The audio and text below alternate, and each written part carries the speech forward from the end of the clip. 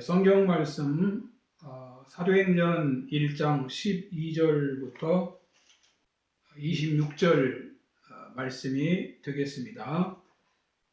이 말씀에서 14절 말씀만 공독해 드리겠습니다. 여자들과 예수의 어머니 마리아와 예수의 아우들과 더불어 마음을 같이하여 오로지 기도에 힘쓰더라. 아멘. 이 본문 내용을 가지고 주님의 약속을 기다리는 제자들, 이런 제목으로 함께 은혜를 나누고자 합니다. 이 세상에서 우리 인간을 만족하게 하는 해답이 있을까요? 영원히 인간들에게 행복을 주는 길이 있습니까? 과학이 인간을 안전하게 지켜줄 수 있습니까? 과학이 몰랐던 것을 가르쳐 주기도 하고 또 생활을 편리하게 만드는 것도 있지만은 반면에 인간의 생명을 얼마나 지금 위태롭게 하는지 모릅니다.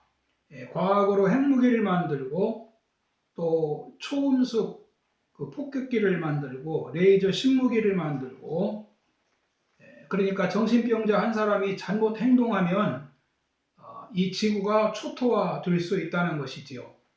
의학이 인간의 병을 다 고치고 영생을 얻게 할 수 있습니까? 의학이 최첨단으로 계속 발전을 해도 이 질병과의 전쟁이 끝나지 않고 있습니다. 새로운 바이러스가 계속 나타나고 있습니다. 지식이 인간을 변화시킵니까? 지식이 인간을 교만하게 하고 순수했던 인간을 더 변절시키는 이런 일도 있는 걸 우리가 알 수 있습니다. 또 문화생활이 인간을 만족하게 합니까? 아무리 문화생활을 즐기는 사람들도 그 문화생활에 만족하지 못하고 마약이라든지 도박 같은 데 이렇게 빠지는 것을 볼 수가 있습니다. 돈이 인간을 행복하게 합니까? 미국의 빌 게이츠가 결혼 생활 27년 만에 이혼을 했다고 합니다. 두 사람이 같이 살면 더 이상 발전이 없어서 이혼하기로 했다는 겁니다. 뭘 더 발전해야 되는 건지 알 수가 없습니다. 돈 많으신 분들, 대기업 회장님들, 최아무개, 이아무개, 또 잘 나가던 연예인들, 다 화려한 분들이죠. 환경도 얼마나 좋겠습니까? 그렇다고 그분들이 행복합니까? 또 생각대로 오래오래 사십니까? 여러분, 과학과 의학과 지식과 또 문화생활과 그리고 좋은 환경, 이런 것들을 부정하는 것이 아닙니다. 인간이 아무리 좋은 것을 가지고 있어도 정신이 건강하지 못하면 그런 것이 도리어 유익이 안 되고 해가 될 수가 있다는 것입니다. 그리고 이 세상에 있는 것은 어떤 것도 인간의 궁극적인 문제를 해결하지 못합니다. 예수님이 우리 인간에게 구원의 길을 주셨습니다. 그러므로 우리가 주님의 은혜를 잘 소화해야 합니다. 우리는 주님을 믿는 사람들로서 어떤 방향으로 살아야 하는지 알아야 됩니다. 오늘 이 본문은 예수님이 하늘로 올리우신 후 제자들과 주를 따르는 사람들이 어떻게 살았는지에 대한 말씀입니다. 본문 15절에 보면은 약 120명의 무리들이 계속해서 마가 다락방에서 모임을 가졌습니다. 예수님 계실 때는 수많은 군중들이 따라다녔습니다. 고린도전서 15장에 보면은 500의 형제들이 주님의 부활을 목격했다고 하는 기록도 있습니다. 그 많은 무리들은 어디로 사라지고 지금 120명 정도 남아 있습니다. 예수님을 볼 수 없기 때문에 또 예루살렘 분위기 때문에 그들은 모두가 자기 집으로, 자기 고향으로 돌아간 것 같습니다. 그러나 그 중에도 주님의 약속을 믿는 사람들이 있었습니다. 그들은 어떻게 했습니까? 첫 번째는 주님의 말씀을 순종한 것을 보여줍니다. 본문 12절에 보면은 제자들이 감람원이라 하는 산으로부터 예루살렘에 돌아오니 이 산은 예루살렘에서 가까워 안식일에 가기 알맞은 길이라 라고 말씀합니다. 제자들은 예수님이 하늘로 올리우심을 보고 그들 고향으로 내려가지 않고 예루살렘으로 돌아왔다고 했습니다. 예루살렘은 제자들이 예수님을 따라서 올라온 곳이요, 매우 위험한 곳입니다. 제자들이 따르던 선생님이 죽음을 당하신 곳입니다. 감람산에서 베드로가 예수님을 지켜드린다고 예수님을 잡으러 온 대제사장 종 말고의 귀를 칼로 내리친 적이 있습니다. 그 말고가 그 뒤에 무슨 생각을 하고 있을까요? 이뿐만이 아니라 예수님이 잡혀가서 가야바들에서 신문을 받고 계실 때 베드로도 멀찍이 뒤를 따라 가야바들에 들어가서 모닥불을 피우고 있었습니다. 그런데 심부름하는 여종 하나가 베드로에게 다가와서 너도 저 사람의 제자가 아니냐 하면서 베드로를 급 당황케 합니다. 베드로는 그 자리에서 예수님을 부인합니다. 예루살렘은 그 제자들에게 이렇게 자유로운 지역이 아닙니다. 그런 지역에서 사람들의 눈을 피하여 두려워하며 있는 것보다는 빨리 예루살렘을 떠나는 것이 훨씬 낫다고 생각할 수 있습니다. 그러나 제자들은 주님의 말씀을 순종하여 예루살렘을 떠나지 않았습니다. 제자들이 예루살렘으로 다시 돌아와서 마가 요한의 다락방에 모였습니다. 주님의 말씀에 순종하고 있다는 것입니다. 사도행전 1장 4절에 보면 사도와 함께 모이사 그들에게 분부하여 이르시되 예루살렘을 떠나지 말고 내게 들은 바 아버지께서 약속하신 것을 기다리라. 누가복음 24장 49절에도 볼지어다 내가 내 아버지께서 약속하신 것을 너희에게 보내리니 너희는 위로부터 능력으로 입혀질 때까지 이 성에 머물라 하시니라. 그래서 제자들이 주님의 약속을 믿고 위험한 지역을 떠나지 않고 먼저 순종했다는 것을 알 수 있습니다. 제자들은 주님의 약속의 말씀을 믿고 예루살렘으로 돌아오고 그리고 모이고 주의 약속을 기다린 것입니다. 여러분, 주님을 믿는 사람은 아무 문제가 없어도 순종을 해야 됩니다. 그런데 순종은 아무 문제가 없을 때만 하는 것이 아니고 문제가 있을 때도 해야 하는 것이 순종입니다. 그래서 주님을 믿는 성도는 어떤 장애물이 있을 때에도 순종하는 마음을 가져야 됩니다. 이것이 하나님의 사랑을 받는 길이요, 우리 신앙이 성장하는 길이고 또 축복을 받는 길입니다. 주님께 순종하려고 할 때에 알게 모르게 많은 회방을 받을 수 있습니다. 마귀가 멀쩡한 사람을 유혹해서 순종을 못하게 할 수 있습니다. 또 주위 환경이 방해할 수도 있고 사람이 방해할 수도 있고 어떤 좋은 것이 유혹할 수도 있고 어려움이 또 방해할 수도 있습니다. 자신의 연약함이 방해가 될 수도 있습니다. 여러 복잡한 생각들이 순종을 방해할 수도 있습니다. 그러니까 순종하는 길이 아무 일이 없는 것이 아닙니다. 그러나 우리는 그런 방해물을 이기고 주님 말씀에 순종을 해야 됩니다. 우리는 좋아도 유혹에 넘어가지 말고 순종해야 하고 어려워도 주의 말씀에 순종을 해야 됩니다. 여러분, 우리가 주님께 순종할 일이 무엇입니까? 쉽게 생각하면 모여 예배드리는 일 우리 순종하셔야 되고 또 주님 섬기는 일 순종해야 되고 또 세상에서 하나님 백성으로 구별되게 사는 거 순종해야 됩니다. 신앙생활은 어려움이 있어도 그 어려움에도 불구하고 순종하는 자세부터 시작이 되는 것입니다. 두 번째는 전혀 기도에 힘썼습니다.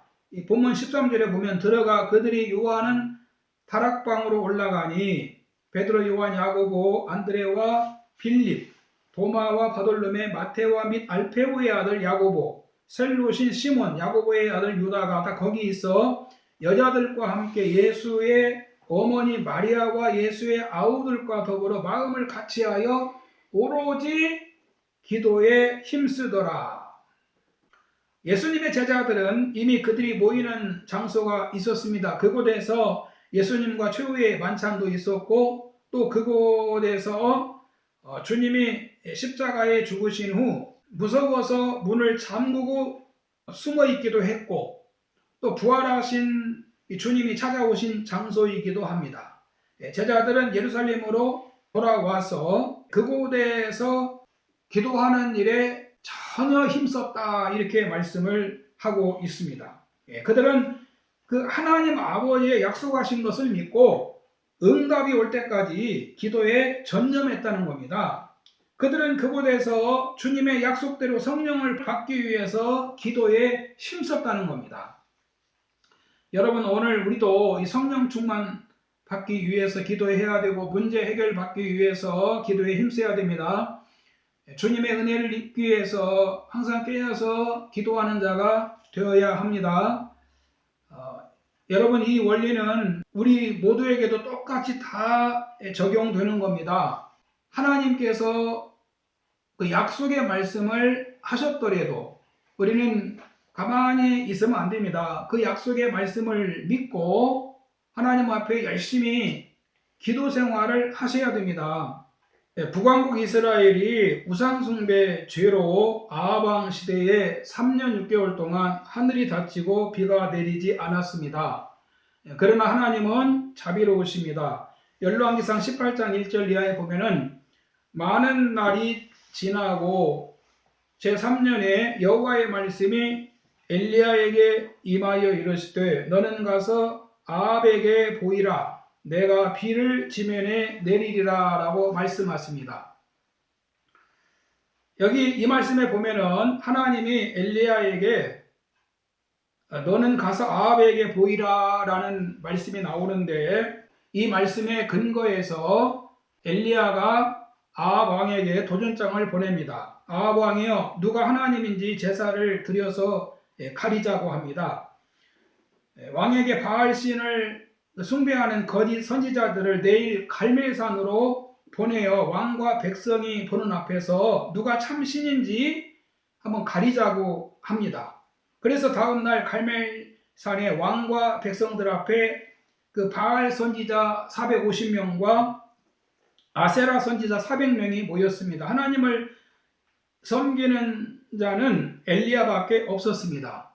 엘리야가 왕과 백성에게 자기 신에게 제사를 해서 제사 제물에 불로 응답하는 신이 참 신이신 것으로 하자고 합니다. 그러자 백성들이 다 옳다고 합니다.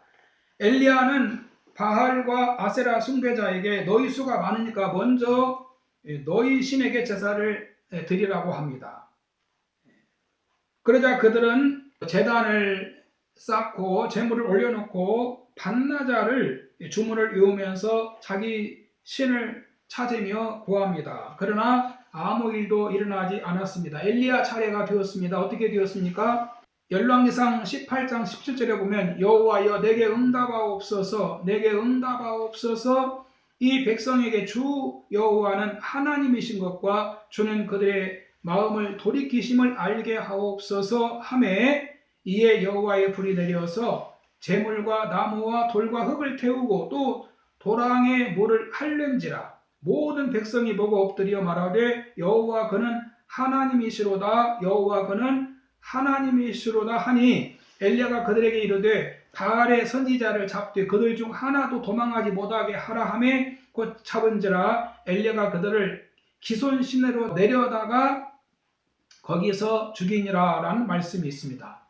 그 갈멜산 대첩이 있었지요. 그런 영적 전쟁이 있은 다음에 엘리야가 그 아합 왕에게 다음과 같은 말을 합니다. 열왕기상 18장 41절에 엘리야가 아합에게 이르되 올라가서 먹고 마시소서, 큰 빗소리가 있나이다. 그리고 나서 이 엘리야는 갈멜산에 올라가서 거기서 하나님 앞에 엎드려 그 얼굴을 무릎 사이에 놓고 하나님께 비를 내려달라고 기도를 합니다. 간절히 기도한 뒤에 그 사환에게 비가 오는 어떤 징조가 있는지 살피고 오라고 합니다. 사환이 가가지고 지중해 쪽을 다 살핀 뒤에 와서 선생님 아무 증거도 보이지 않습니다. 그렇게 두 번째, 세 번째, 네 번째, 일곱 번째까지 합니다.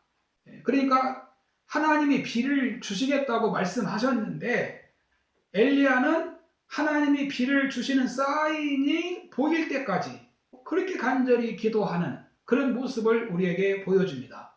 일곱 번째 사환이 갔다 오더니 손바닥만한 구름이 하나 보이나이다. 그러니까 그때 이제 엘리야가 됐다 그러면서 자리에서 일어나서 그 산에서 내려오지 않습니까? 여러분, 바로 이렇게 그 하나님이 약속을 하셨더라도 기도해야 되는 겁니다. 지금 그 제자들도 우리 주님이 성령을 보내시겠다고 약속하셨어요. 그렇지만 제자들이 그 약속을 그냥 믿고 아무 일도 안 하고 가만히 있었던 것이 아닙니다. 그들은 마음을 같이하여 오로지 기도하는 일에 전혀 힘썼다 이렇게 말씀을 하시고 있습니다. 여러분, 오늘 우리도 주님의 약속을 믿고 기도해야 됩니다. 기도는 바로 하나님의 뜻을 이루는 통로입니다. 우리는 기도로 일을 해야 됩니다. 기도로 먼저 성령의 능력을 구하십시오. 성령의 능력을 채워달라고 여러분 기도하시기를 바랍니다. 주님은 기도에 대해서 약속하셨어요. 구하는 자에게 주시겠다고 하셨습니다. 우리는 믿음을 가지고 정말 이 어려운 때에 더 열심히 기도하는 주의 백성들이 되시기를 주님의 이름으로 축원합니다.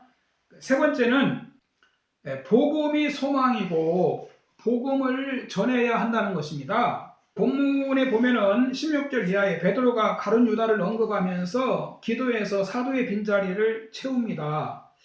주님이 12명의 제자들을 부르셔서 3년 동안 함께 계시면서 입체적으로 교육하셔서 사도로 세우셨습니다. 그런데 가룟 유다가 예수님을 배신하고 떨어져 나갑니다. 16절 이하에 보면은 그 가룟 유다가 예수님을 잡는 자들의 길잡이가 되었다라고 말씀하고 있습니다. 18절에 보면 이 사람이 불의의 싹으로 밭을 싸고 후에 몸이 곤두박질하여 배가 터져 창자가 다 흘러나온지라 라는 말씀이 있습니다. 그는 그 죄책감으로 밭에 나무에 올라가 가지에 목을 맨 것 같습니다. 아마도 높은 나무였던 것 같아요. 그런데 몸이 바닥에 추락을 해서 배가 터져서 창자가 흘러나왔다라고 기록하고 있습니다. 예루살렘 사람들이 이 일을 다 알게 되었고 그 밭을 피밭이라고 불렀다는 겁니다. 이 본문 20절에 보면 시편에 기록하였을 때 그의 거처를 황폐하게 하시며 거기 거하는 자가 없게 하소서 하였고 또 일렀을 때 그의 직분을 타인이 취하게 하소서 하였도다. 이 가룟 유다의 그 배신 사건으로 시편의 예언의 말씀이 이루어졌다는 것입니다. 이 예언의 말씀에는 두 가지 내용이 있는데 하나는 가룟 유다의 길이 멸망의 길이라는 것이고 또 하나는 그 직분을 타인이 취하게 될 것이다 라고 말씀합니다. 먼저는 가룟 유다가 주님을 배신함으로 그는 멸망하는 인생이 되었다는 겁니다. 인생이 아주 비참하게 끝납니다. 그가 비참하게 죽은 것은 예수님을 잡는 일에 길잡이가 된 이유가 있을 것입니다.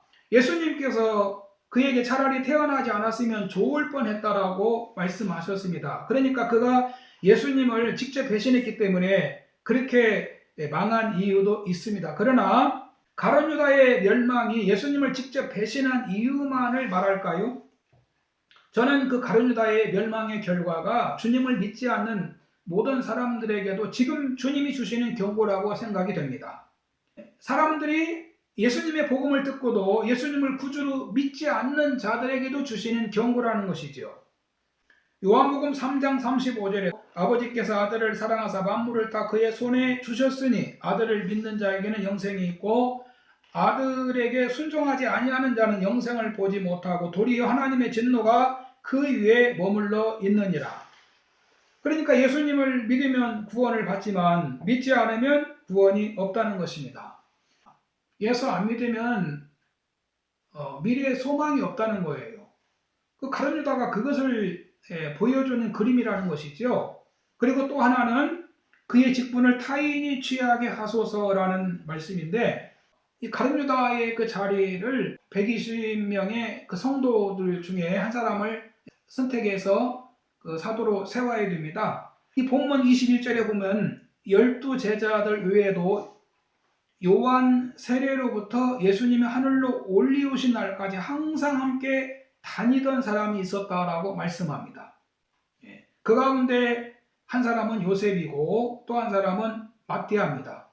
사도들이 이 두 사람을 놓고 주여 이 두 사람 중에 누가 주님께 택하신 바 되어 봉사와 및 사도의 직무를 대신할 자인지를 보이시옵소서. 기도한 후에 심지를 뽑아 마띠아가 사도로 선택이 됩니다. 제자들이 예수님이 세우신 12사도의 자리를 채웁니다. 주님을 증거하는 사도의 직무가 이게 얼마나 중요한 것인지 깨달은 겁니다. 그들은 그 가룟 유다의 파멸을 보면서 더 정말 예수님을 믿고 따르는 것이 얼마나 놀라운 축복의 길인지를 깨달았는지도 모르겠습니다. 그래서 예수님 믿지 않는 것은 가룟 유다 같이 소망이 없기 때문에 사도의 수의 빈자리를 채우고 그리고 기도하고 능력을 받아서 복음을 전해야 한다는 것을 깨달은 것입니다. 그러므로 우리도 코로나 때문에 또 어떤 이유 때문에 신앙생활 소홀히 하지 말고 주님을 잘 믿어야 되고 또 교회를 통해서 복음이 세상에 전파되도록 우리가 열심히 신앙생활을 해야 됩니다. 히브리서 13장 8절에 보면 예수 그리스도는 어제나 오늘이나 영원하도록 동일하시다라고 말씀하십니다. 여러분, 예수님만이 우리의 구원자시요 소망입니다. 우리는 주님의 약속을 믿고 기도해야 됩니다. 그리고 성령님의 역사로 복음을 전해서 이 땅에서 죄와 어두움을 물리쳐야 됩니다. 할렐루야.